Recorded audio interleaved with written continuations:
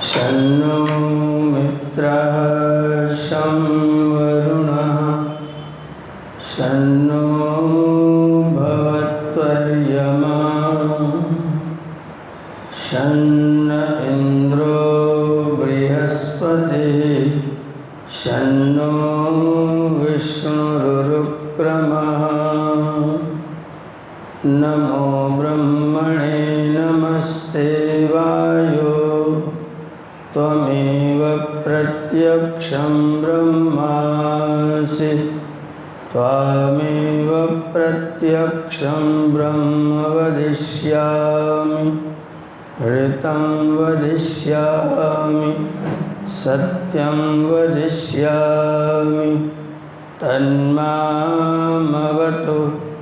तद्वक्तारमवतु अवतु मामवतु वक्तारम्।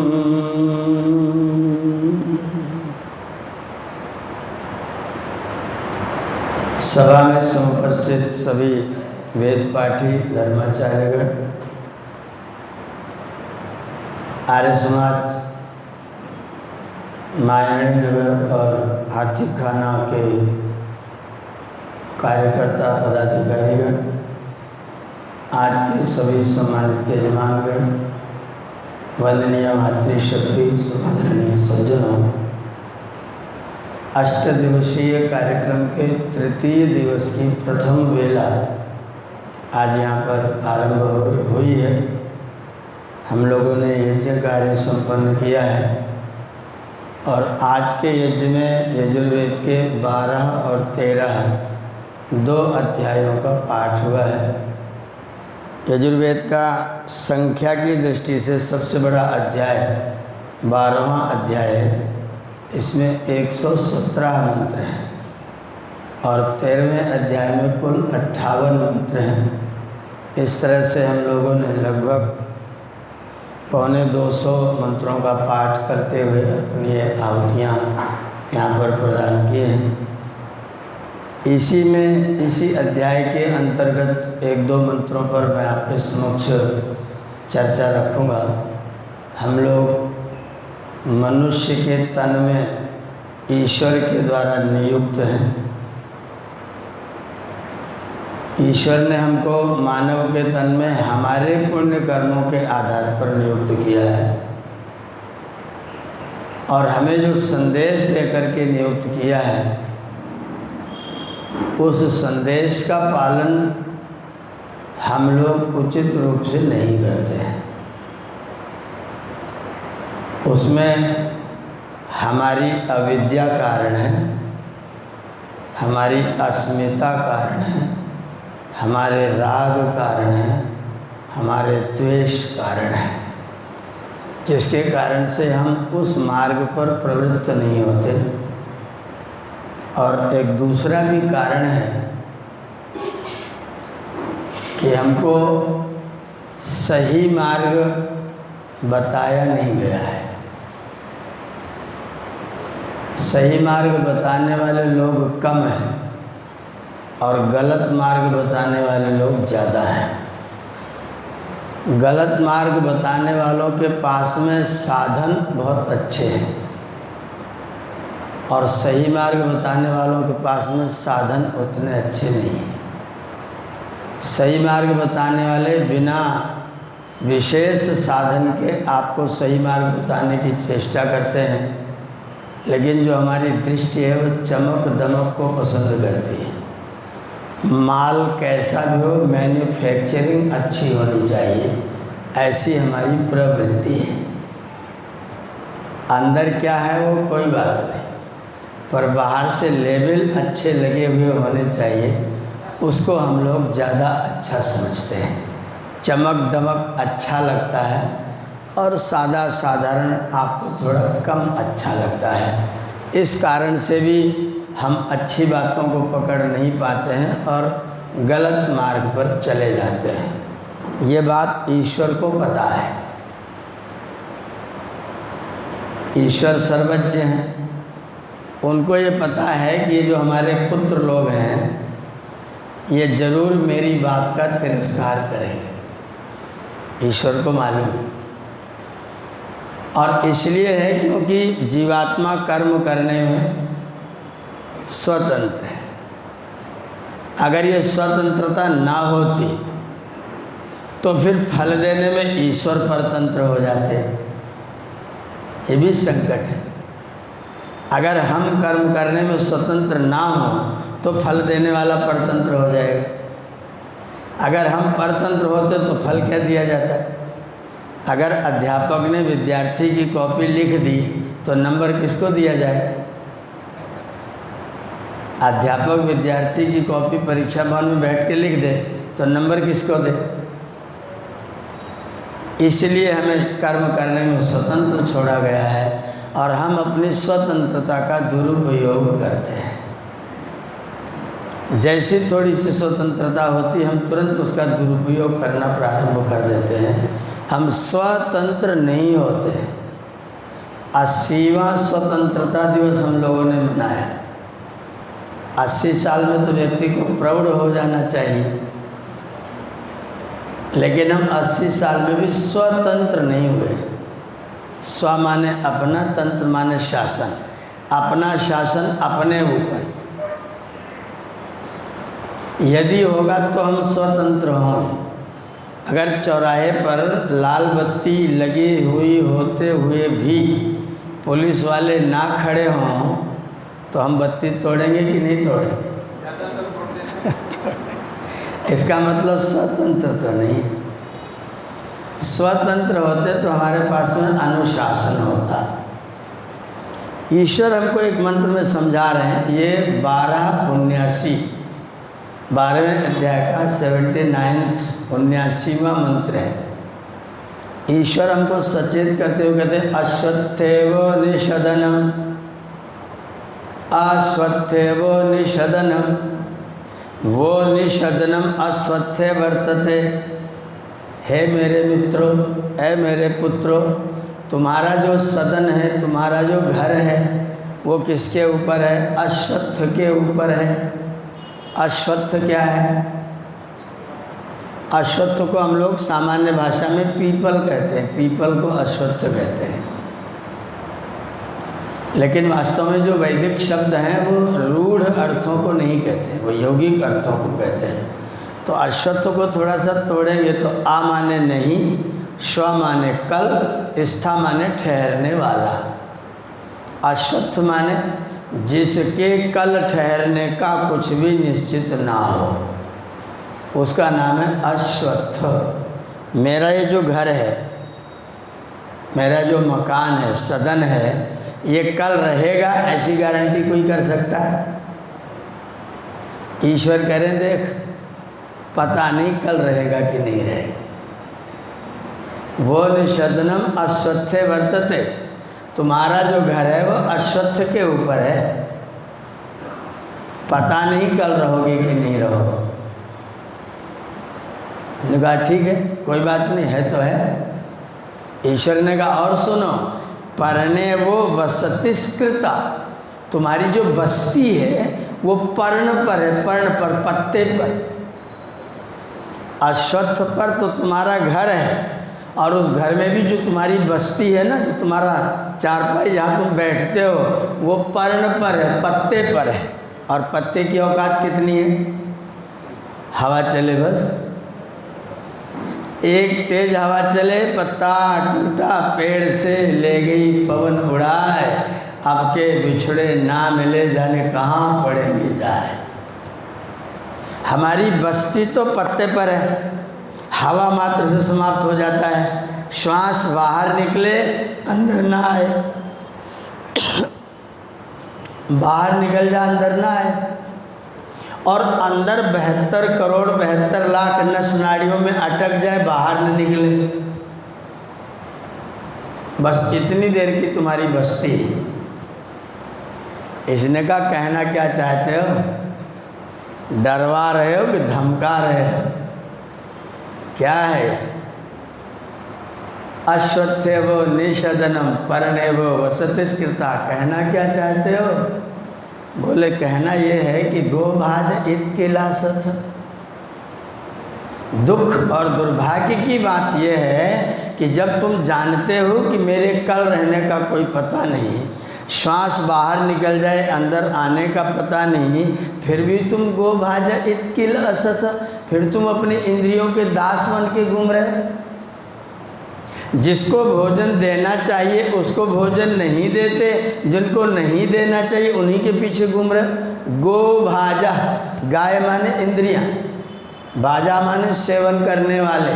तुम अपनी इंद्रियों के सेवन में दिन रात लगे रहते हो। जब पता है कल नहीं रहेंगी इंद्रियां तुम्हारे साथ, जब पता है कल तुम यहाँ नहीं रहोगे, फिर भी तुम इन्हीं की जो छूटने वाला है उसे पकड़ने की कोशिश, जो कभी नहीं छूटता उसका कभी ध्यान ही नहीं। ये तुम्हारा जीवन है, ऐसा कैसे जीवन चलेगा? गो भाज इत किला सथ, तुम गो भाज हो रहे, तुम इंद्रियों की सेवा में, इंद्रियों के पालन में, इंद्रियों के पोषण में, इंद्रियों के ही बारे में सब कुछ सोचते हो। सारे दिन करते क्या हो? 24 घंटे में सारा समय किसकी सेवा में लगे हैं?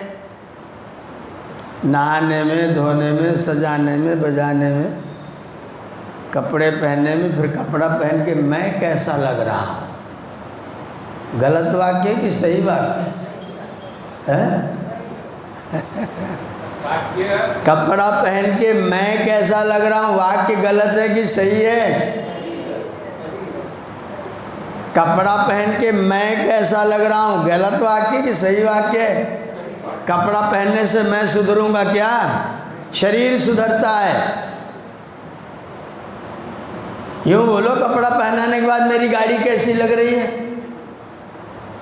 यूँ कहो, मेरी गाड़ी कैसी लग रही, मेरा शरीर कैसा लग रहा है? ये क्यों कहते तुम मैं कैसा लग रहा हूँ? तुम कपड़े से अच्छे लगते हो क्या? मैं जीवात्मा कपड़े से अच्छा लगता हूँ क्या?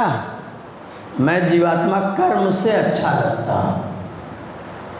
तुम किसी के पैर दबाना, तुम किसी का सिर दबाना, किसी के कपड़े धो देना, किसी की सेवा करना, फिर पूछना मैं कैसा लग रहा हूँ। किसी की सेवा करना तो पूछना मैं कैसा लग रहा हूँ, और कपड़े पहन के क्या पूछना? कपड़े पहन के पूछना ये मेरी गाड़ी कैसी लग रही है, मेरा साधन कैसा लग रहा है। बाल्टी हाथ में है, मग हाथ में है, साबुन हाथ में है। मैंने कहा कहाँ जा रहे हो? बोला नहाने जा रहा हूँ। मैंने कहा झूठ क्यों बोलते हो भैया? और कैसे प्रमाणित करूं? मेरे हाथ में साबुन है, बाल्टी है, मग है, तौलिया कंधे पर है, कैसे बताऊं कि मैंने झूठ क्यों बोलते हो? सत्य बोलो। तुम बाथरूम में नहीं नहाते, तुम बाथरूम में नहीं नहाते। बोले बाथरूम में तुम नहलाते हो शरीर को, तुम नहीं नहाते। मैं बाथरूम में नहीं नहाता। मैं कहाँ नहाता हूँ? अगर कोई पूछे यहाँ बैठे सत्संग में बैठे और कोई पूछे क्या कर रहे हो, बोलना नहा रहा हूँ।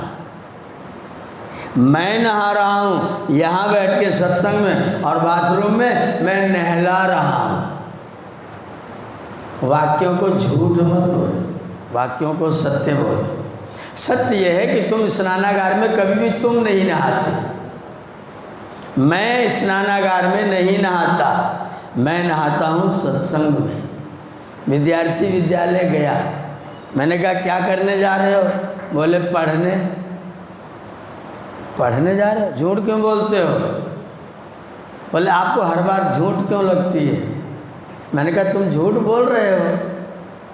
क्यों? मैंने कहा जब तुम पढ़ के निकलोगे 15वीं पास करके तो तुम्हारा नाम क्या होगा? स्नातक। स्नातक माने? स्नातक माने पढ़ा हुआ कि नहाया हुआ?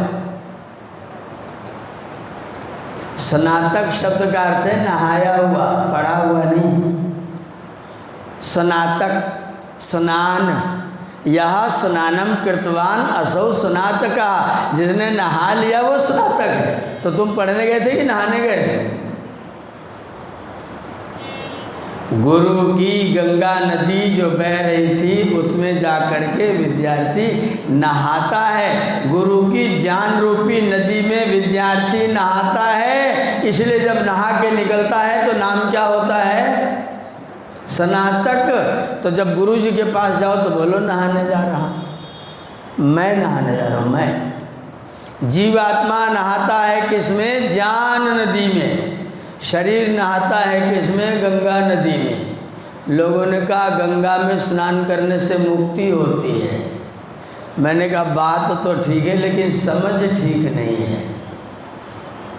बात तो ठीक है लेकिन समझ क्यों?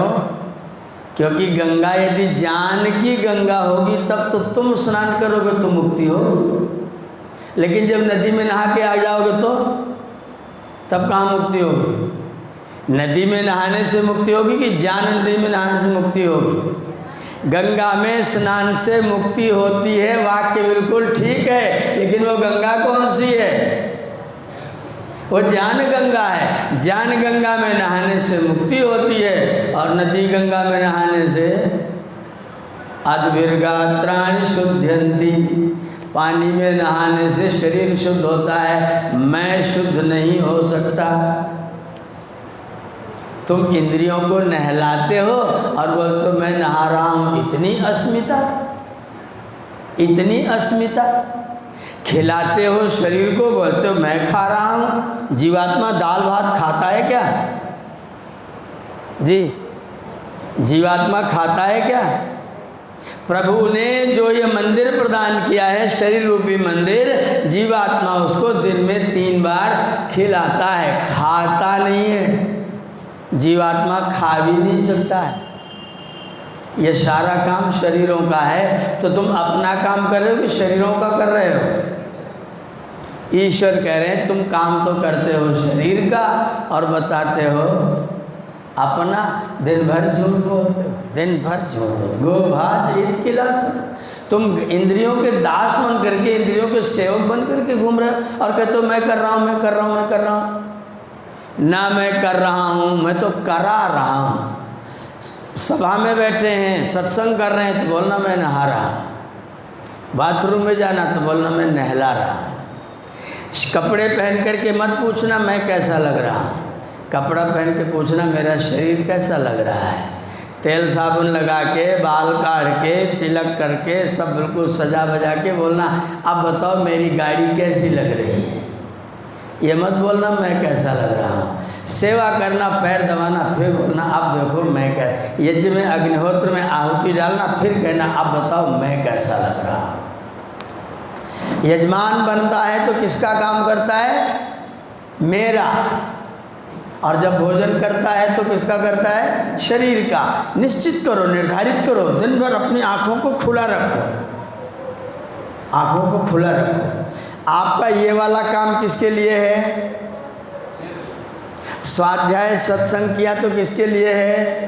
वेद मंत्र का सुना तो किसके लिए है? आहुति डाली तो किसके लिए है? दान किया तो किसके लिए है? और नहाया तो किसके लिए है? खाया तो किसके लिए है? कपड़े पहना तो किसके लिए है? मकान बनाया तो किसके लिए है? दुकान चलाया तो किसके लिए है? निश्चय कर लीजिए कि आप किसके लिए कर रहे हैं। ईश्वर कह रहे हैं तुम अपनी दिन भर इंद्रियों का ही सेवन करते हो, अपने लिए काम करते नहीं हो।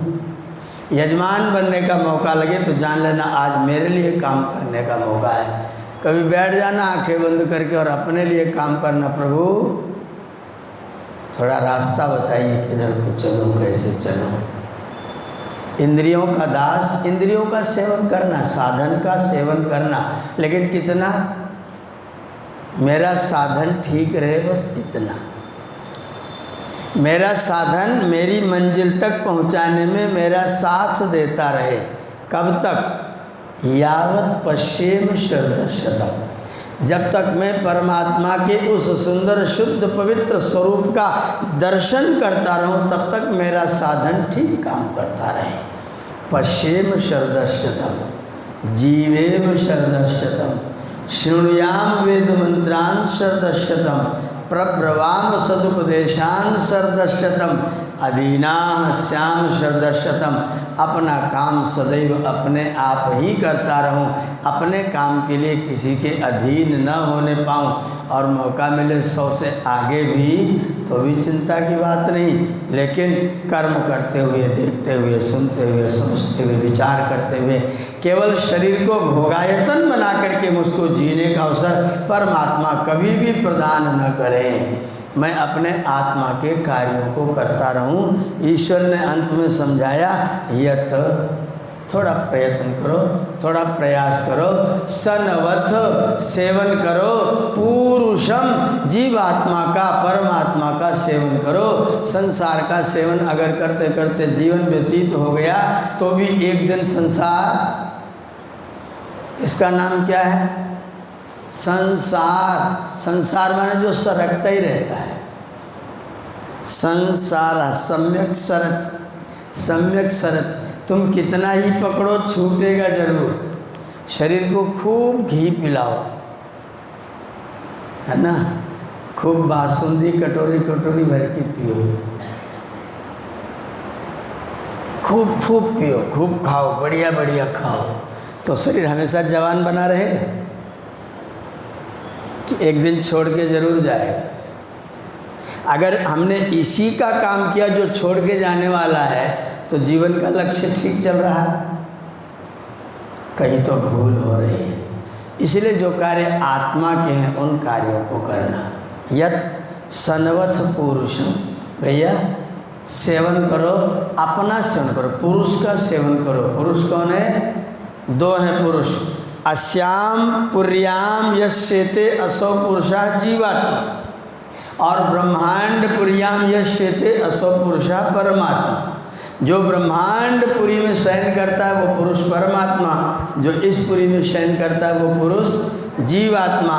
तो पुरुषों का सेवन करो, प्रकृति का सेवन करोगे, शरीर का सेवन करोगे तो जीवन की मंजिल कभी भी प्राप्त नहीं होगी। क्यों नहीं होगी? इसी अध्याय के अंतिम मंत्र में परमेश्वर ने कहा, पुत्र जी सुनो, अग्निप्रिय सुधामसु, अग्नि प्रिय सुधामसु। इस संसार में अनेक चीज़ें प्रिय हैं, अनेक चीज़ें प्रिय हैं।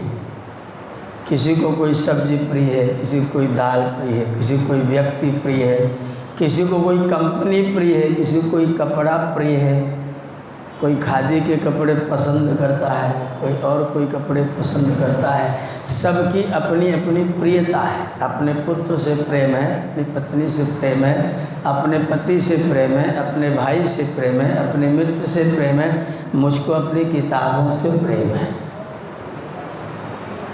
हवाई जहाज में सामान तौला जाने लगा तो मैंने कहा मेरा थैला और सूटकेस दोनों अंदर ले लो।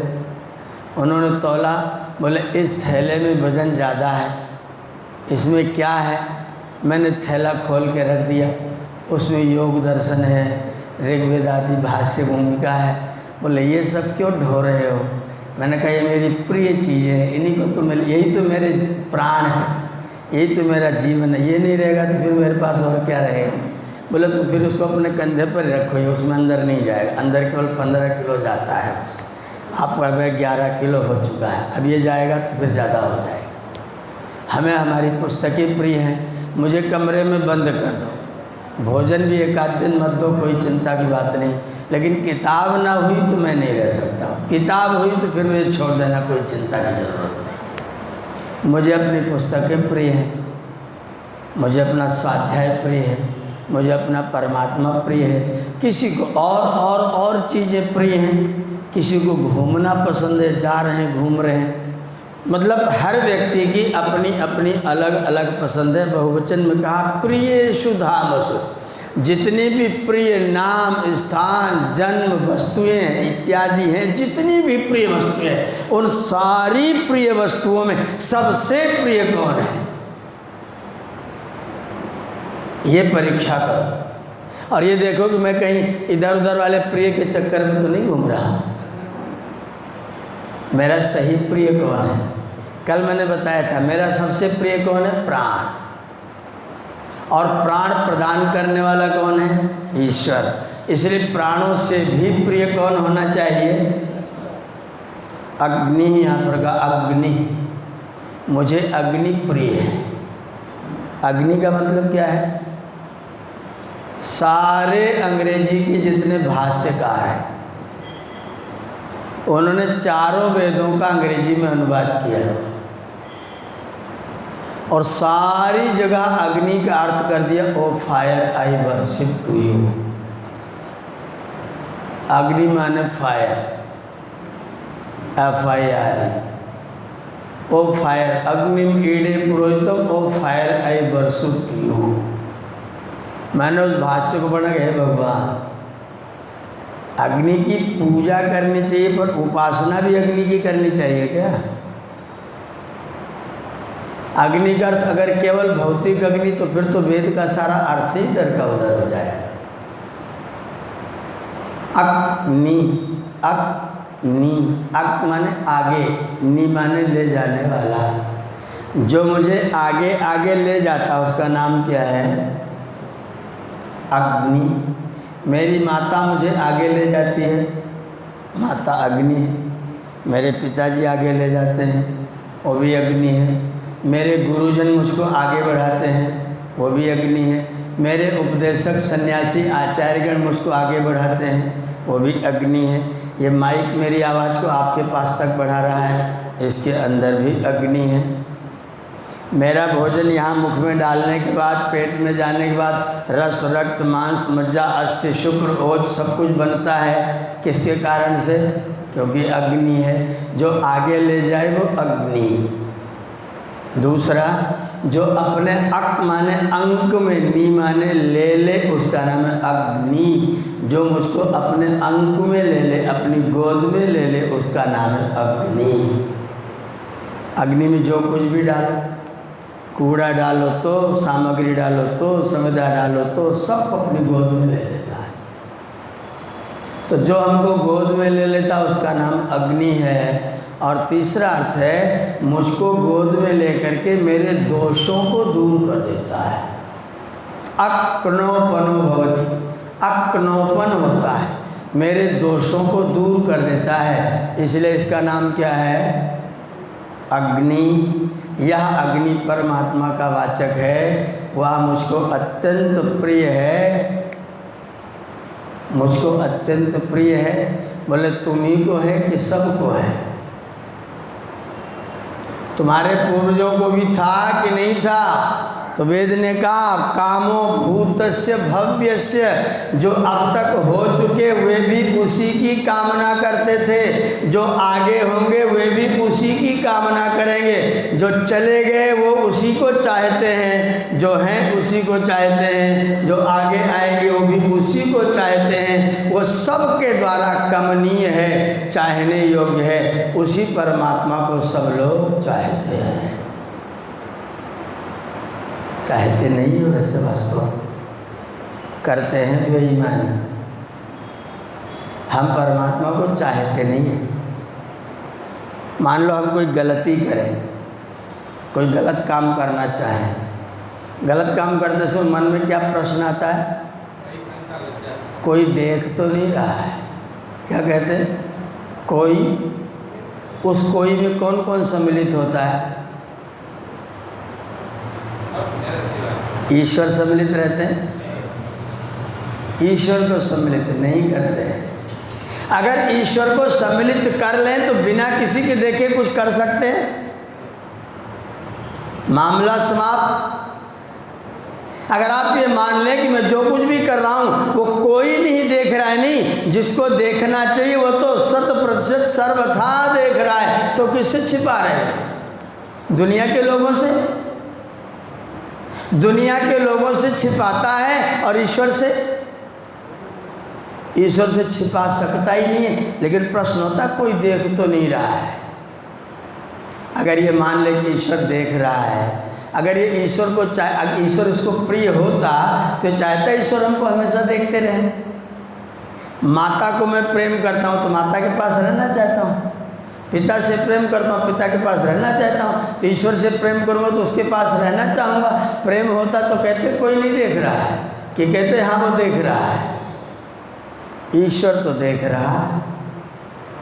हम वाणी से भले कहते हैं कि हम ईश्वर को बहुत प्रेम करते नहीं हैं, हमारे व्यवहार में ईश्वर का प्रेम नहीं है। और जिस दिन हो जाएगा उस दिन जीवन बदल जाएगा।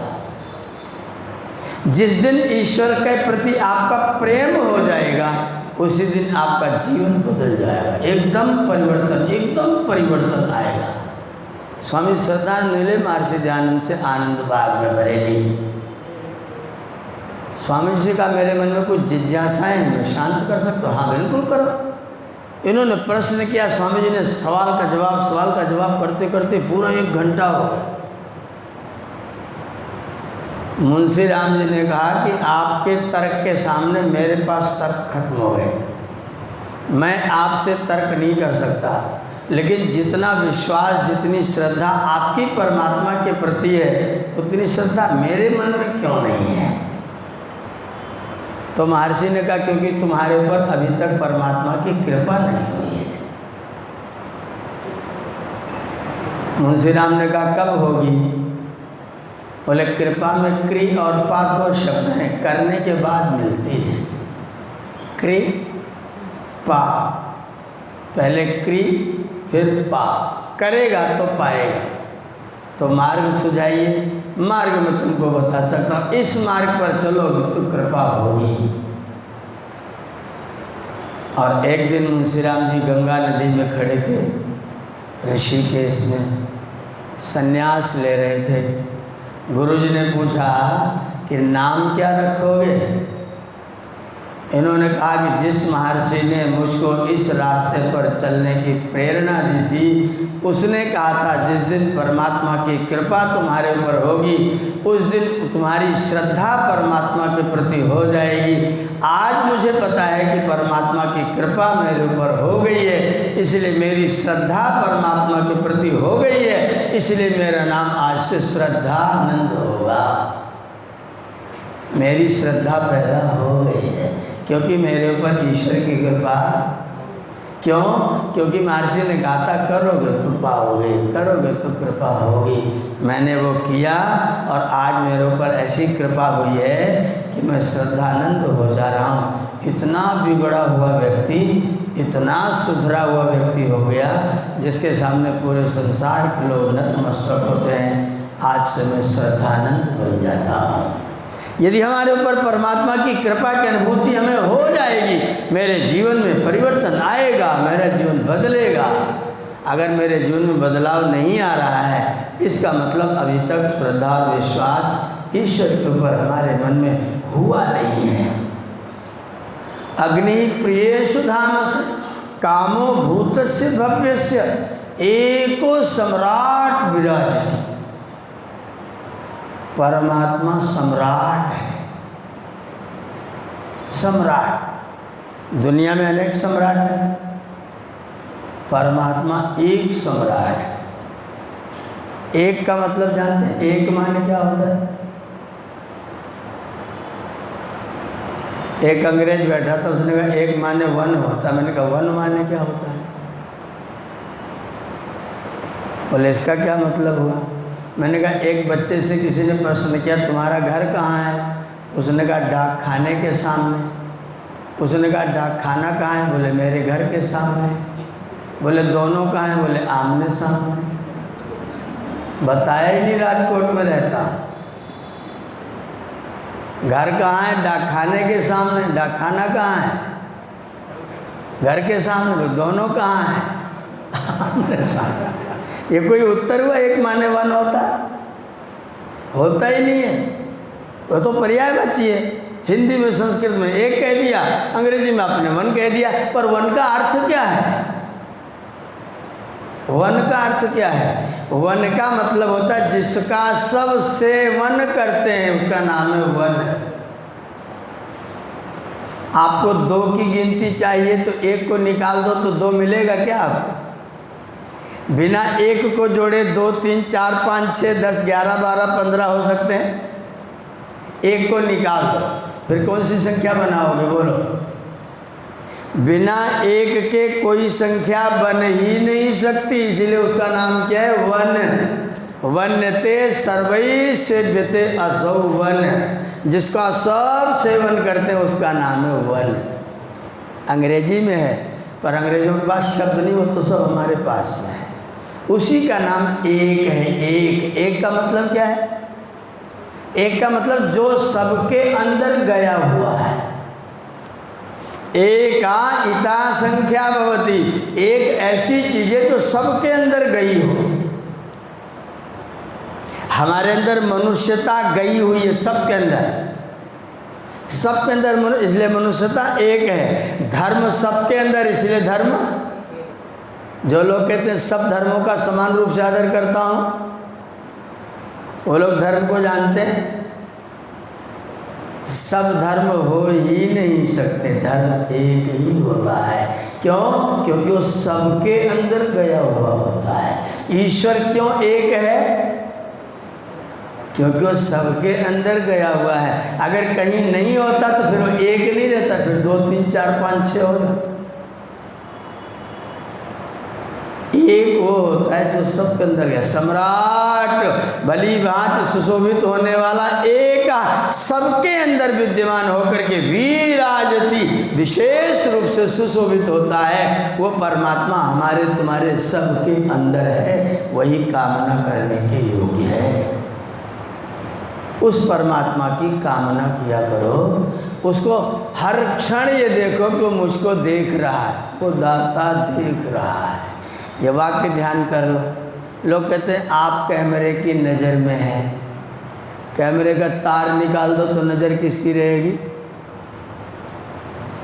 हमने अपने गुरुकुल में तमाम बैनर छपवा के चिपका दिया, ईश्वरः सर्वान् सर्वत्र पश्यति। आप ईश्वर की नज़र में हैं। कैमरा गया भाग, कैमरा हमारा 2 मिनट लाइट न रही तो ख़त्म हो गया, तार निकाल दिया तो ख़त्म हो गया। और ईश्वर का तार निकालोगे क्या? तो सीधा लिखो ना, आप ईश्वर की नज़र में हैं। हम किसकी नज़र में हैं? कोई उसकी नज़र से बच न सका, चाहे पुण्य करो चाहे पाप करो। वो सब जगह देख रहा है, हम उसकी नज़र से कभी भी बच। एक चतुर आदमी ने कहा कि हम तो पल्ले सूर्यलोक में चले जाएं, इस वाले सौर मंडल में रहेंगे ही नहीं। तो परमात्मा ने एक मंत्र उसको भी प्रदान किया, अप्योद्यामति सर्पात परस्तात न समुच्चाते वरुणस्य राज्य। एक सौर मंडल से बाहर नहीं, 1 खरब सौर मंडल है, और 1 खरब सौर मंडल से भी बाहर अगर तू चला जाए तो भी परमात्मा की नज़र से बच नहीं सकता। अप्योद्याम अति सर्पात, देवलोक के उस पार पल्ली पार चला जाए, न समुच्चाते वरुणस्य राज्य, फिर भी वो परमात्मा की नज़र से बच नहीं सकता। अब कहाँ जाएगा? इसलिए ध्यान रखिए, हम ईश्वर की नज़र में हैं, आप ईश्वर की नज़र में हैं। और ये दुनिया के लोगों का नज़र नहीं होता है, दुनिया के लोगों का नज़रिया होता है। नज़रिया, नज़र नहीं होती, नज़रिया बदलता रहता है, नज़र बदलती नहीं है। गर्मी का महीना, एक व्यक्ति आपके घर में आया, उसने कहा भाई साहब 1 गिलास पानी मिलेगा? अरे कमाल हो गया, आप मेरे घर में आए, पानी क्यों नहीं मिलेगा? अभी लाता हूँ। अंदर चले गए, 15 मिनट तक लौटे ही नहीं। आप ड्राइंग रूम में बैठे, क्या सोच रहे हैं उनके बारे में? बड़ा दुष्ट आदमी। बोला अभी आ रहा हूँ, मैं तो प्यास के मारा मरा जा रहा हूँ, पता नहीं बोरिंग करने चला गया, पता नहीं घर में पानी नहीं, बाजार चला गया पानी लाने के लिए। आखिर ये कर क्या रहा है? तब तक वो व्यक्ति 1 जग और 2 गिलास लेकर के आया। उसने कहा मैंने उससे गर्मी बहुत है, पानी क्या पिलाऊं? लाओ इनको नींबू पानी शिकंजी बना के पिला देता हूँ। नींबू शरबत बना लाया। अब आपका नज़रिया क्या कहेगा? अभी तक आप गाली दे रहे थे, अब क्या कहेंगे? अब आप कह रहे बड़ा भला आदमी। विजय जी गाड़ी चलाते हुए जा रहे थे, पीछे से घनश्याम भाई माणेक जा रहे थे, दोनों की गाड़ी चल रही थी। विजय जी आगे, माणेक साहब पीछे। अचानक विजय जी गाड़ी के सामने बैल आ गया, इन्होंने अपनी गाड़ी में अचानक ब्रेक मारा। माणेक साहब ने देखा नहीं, उन्होंने पीछे से ठोंक दिया। विजय जी को बहुत गुस्सा आया, गेट खोला, मुक्का बनाया बढ़िया सा, बोले आज इसके चेहरे का भूटान का नक्शा बना दूंगा। गुस्सा होकर के बाहर निकले, पीछे वाली गाड़ी के पास पहुँचे, उन्होंने अपना शीशा धीरे से खोला। ये तो आप हैं। बाहर क्या सोच के निकले थे और पीछे आ गए, माणेक साहब दिखाई पड़ गए तो क्या सोच रहे हैं? नज़रिया एक एक क्षण में मनुष्य का नज़रिया एक एक क्षण में बदलता है, लेकिन ईश्वर की नज़र कभी भी बदलती। जन्म जन्मांतर से ईश्वर की नज़र नहीं बदली। तुम दुनिया की नज़रिया के लोगों के चक्कर में क्यों पड़ते हो? लोग मुझे कहते तुम ऐसे रहो, लोग क्या कहें? अरे सबसे बड़ा रोग है, क्या कहेंगे लोग? ये दुनिया का सबसे बड़ा रोग क्या कहेंगे लोग? यह दुनिया का सबसे बड़ा रोग। बिल्कुल चिंता करने की कोई ज़रूरत नहीं, लोग क्या कहेंगे। लोगों की जो मर्जी आए वो कहते रहे, जो मर्जी आए, बिल्कुल भी चिंता मत करना। क्योंकि लोग जो है, तुम कुछ भी करो, कुछ भी करो, कुछ भी करो, तुम्हारे लिए 3 चीज़ जरूर सोचने वाले लोग मिले। हवन करोगे तो कुछ लोग कहेंगे बड़ा धार्मिक है, कुछ लोग कहेंगे बड़ा पागल है, घी फूंक रहा है। ऐसे लोग निरे वो कहें पागल है, 700 रुपये किलो घी फूंक रहा है। और एक व्यक्ति अरे आप तो बहुत धार्मिक, आप तो हवन करते हैं। तीसरे ऐसे भी लोगों को चुपचाप चले तो हवन करो या फांसी लगाते रहो तो भी तुम्हें नहीं देखेंगे। मुनेरपि वनस्थस्य स्वानि कर्माणि कुर्वता संजायन्ते त्रया पक्षा मित्र उदासीन शत्रुवा। आप सब घर द्वार छोड़ के जंगल में चले जाओ, जंगल में जा कर के चुपचाप पेड़ के नीचे बैठ के उपासना करना। एक व्यक्ति आएगा, बड़ा भला व्यक्ति, भगवान का भजन कर रहा है। दूसरा आएगा, निठल्ला है, कोई काम होगा नहीं, यहाँ भाग आया है। तीसरा आएगा, तुम बैठे हो, कोई मतलब ही नहीं, अपना आराम से जाएगा। इन लोगों के नज़रिए की चिंता तुम करते हो। एक सज्जन मेरे पास है, बोले गुरुजी अमुक व्यक्ति आपको बहुत गाली दे रहा था। मैंने कहा तो तुमको कैसा लगा? बोले मुझे तो बहुत गुस्सा आया, मैं तो उसका थोबड़ा फोड़ देता। मैंने कहा फिर फोड़ा क्यों नहीं? बोले तुमसे पूछ लूँ तब फोड़ूँ। मैंने कहा तो मेरा निवेदन है कि उसका थोबड़ा मत फोड़ना। बोले आपको गुस्सा नहीं आ रहा? क्यों आएगा? अरे वो आपको गाली दे रहा है। मैंने कहा कितना पढ़ा लिखा है? बोले 8वीं पास है। मैंने कहा मैं, आप तो PhD है। बोले PhD वालों कॉपी कौन चेक करता है? PhD की कॉपी कौन चेक करेगा? 8वीं वाला कि प्लस PhD? Plus PhD। तो मेरी कॉपी 8वीं वाला कैसे चेक करेगा? नंबर ठीक देगा, उससे नंबर तुम क्यों ले रहे हो? उस व्यक्ति से आप नंबर ले क्यों रहे हैं? नंबर लेना हो तो अपने माता पिता से लो, नंबर लेना हो तो अपने आचार्य, अपने गुरु से लो, और नंबर लेना हो तो मेरे प्रभु से हृदय में अंदर बैठ कर उस परमात्मा से नंबर लो कि तुम कितने अच्छे हो। अगर तुम्हारे कर्म तुम्हारे अंदर ग्लानि पैदा नहीं करते तो तुम परमात्मा की नज़र में अच्छे हो, फिर दुनिया कुछ भी कहे। 17 बार जहर दिया था महर्षि दयानंद सरस्वती को लोगों ने, आज तक हम उनका आदर करते, उनका जय जयकार करते हैं। दुनिया के लोगों की नज़र की प्रतीक्षा करके अपना कोई काम मत करना, कोई भी काम मत करना। अच्छा या बुरा जो भी काम करना, दुनिया की नज़र की चिंता बिल्कुल मत करना, लेकिन अपनी कॉपी अपने परमात्मा के सामने जरूर उपस्थित करते रहना। सम्राट एको विराजती, मेरा राजा बस वही है। ये दुनिया के लोग मेरी चीज़ का निर्णय ठीक नहीं दे सकते हैं। मैंने जब अपना वानप्रस्थ में नाम लिया, कितने लोग तो मेरे एकदम विरोधी दीक्षा के समय ही खड़े होके बोल रहे हैं कि अभी पत्नी युवती है, उसका मुंह नहीं देखते हो, वानप्रस्थ ले रहे हो। मैंने कहा पत्नी मेरी है कि तुम्हारी है? बोले नहीं तुम्हारी। मैंने कहा तो चिंता किसको होनी चाहिए? मेरी पत्नी की चिंता तुम कर रहे हो तो तुम्हारा चरित्र ठीक है? मेरी पत्नी की चिंता तुम करो, तुम्हारा चरित्र ठीक है। अब परेशान हो गए बिल्कुल, ये तो बड़ी विचित्र बात है। मैंने कहा पत्नी मेरी, उसकी चिंता मैं करूँगा।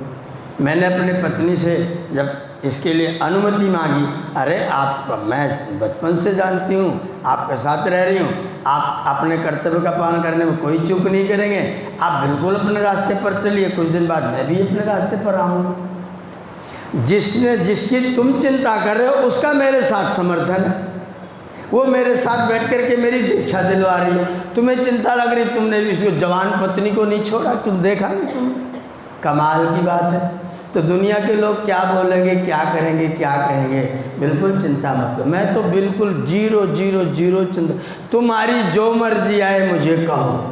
मैं अपनी कॉपी अपने प्रभु को प्रदान करता हूँ, मेरी माँ को प्रदान करता हूँ, मेरे पिता को प्रदान करता हूँ, मेरे गुरुजनों को प्रदान करता हूँ। अगर वो मुझे खराब बताएंगे तो मैं अपने आप को परिवर्तन करने की कोशिश करूँगा। अगर मेरे मन में गिल्टी हो ईश्वर की नज़र में रहते हुए तो मैं बिल्कुल अपना परिवर्तन करूँगा। पर दुनिया का कोई व्यक्ति कुछ भी कहे, मैं अपना परिवर्तन करने वाला बिल्कुल भी नहीं। ये दृढ़ता हम सब के अंदर होनी चाहिए। हमारी कॉपी कौन चेक करेगा? दुनिया के बरगलाने से, दुनिया के कहने से, दुनिया के अनुसार अगर आप चलो तो दुनिया के लोग चलने देंगे? पैंट पहन के आओगे तो ये तो पैंट पहनता है, धोती पहनोगे तो इसका दिमाग खराब है। आजकल धोती पहनता कौन है? नंगे चले आओ ना, एकदम नंगे, तो भी आधे लोग पागल कहेंगे, आधे लोग पैर छुएंगे, वो सोचेंगे जैनी बाबा है, वो लेकर साष्टांग प्रणाम करते हुए चलेंगे। आधे लोग के महामूर्ख के कपड़े भी नहीं पहनना जानता है। तो ऐसी दुनिया के लोगों की क्यों चिंता करनी? राम जी बन गए, राम जी वन गए, वन जाकर के राम जी बन गए, राम जी वन गए, और वन जाने के कारण राम जी बन गए।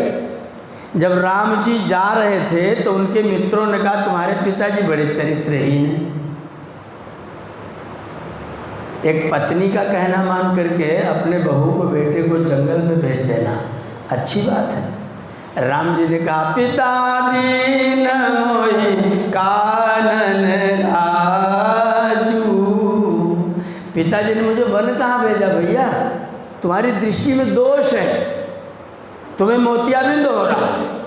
मेरे पिताजी ने मुझको वन नहीं भेजा, मेरे पिताजी ने मुझको वन का राज्य प्रदान किया है। अयोध्या की सीमा तो छोटी है ना, और वन की सीमा। मेरे पिताजी ने मेरे ऊपर कितनी कृपा की, मुझे इतना बड़ा राज्य प्रदान किया। सामने वाला व्यक्ति हंसा, बोले वो राज्य भरत को क्यों नहीं दे दिया? बोले मेरे पिताजी जानते हैं मेरे राम की सामर्थ्य, मेरे पिताजी जानते हैं भरत की सामर्थ्य। भरत बने बनाए में राज्य कर सकता है, राम नया राज्य बना सकता है, इसलिए पिताजी ने मुझको वन का राज्य प्रदान किया है। मेरे पिताजी बहुत अच्छे हैं। तुम्हारी दृष्टि खराब है, अपनी दृष्टि बदलो। अगर आपकी दृष्टि, सब लोगों ने कैकेयी को निंदित कहा, लेकिन राम जी ने वन से लौट कर के आए तो राम जी कौशल्या से मिले कि कैकेयी से मिले? मैंने जब उस प्रसंग को पढ़ा तो मेरे आंखों में आंसू आ गए। जिसको सारे लोगों ने निंदनीय कहा, उनके अपने पुत्र ने जिसको निंदनीय कहा, निंदित कहा, उसी को, उसी वन भेजने वाले को राम जी आप पहले प्रणाम करते। माँ अगर तुमने मेरे ऊपर कृपा ना की होती तो राम न बन पाता, राम वन न जाता तो राम न बन पाता। इसलिए मैं आपकी कृपा के लिए आपका आभारी हूँ। 14 वर्ष बाद आया हूँ और आपको पहले प्रणाम करने के लिए आया हूँ। आपकी दृष्टि कैसी है? दृष्टि बदलोगे तो सृष्टि बदलेगी। दुनिया के लोगों की दृष्टि की चिंता, ईश्वर की दृष्टि में अपने आप को रखें। सम्राट एक को विराजती, वो मेरा अकेला एक सम्राट है, मैं उसकी दृष्टि में रहता हूँ, इसलिए मुझे दुनिया की और किसी की कोई चिंता नहीं रहती है। हम सब ऐसे अपने जीवन को बनाएं, मेरा राजा, मेरा परमात्मा, मेरा सम्राट मेरे हृदय में विराजमान मेरा पिता, मेरा प्रभु है, मेरा परमात्मा है। मैं अपनी कॉपी उससे चेक कराता हूँ, वो जो नंबर देता है एकदम फिक्स देता है। कोई अदला बदली वाला नंबर, कोई बचकाना नंबर, कोई बचपना वाला कार्य नहीं करता है। वो मुझे सही नंबर देता है, इसलिए मैं अपनी कॉपी उसी को चेक कराता हूँ। हम सब अपनी कॉपी उसी को चेक कराएं। सम्राट एको विराजति। आप सबका बहुत बहुत धन्यवाद।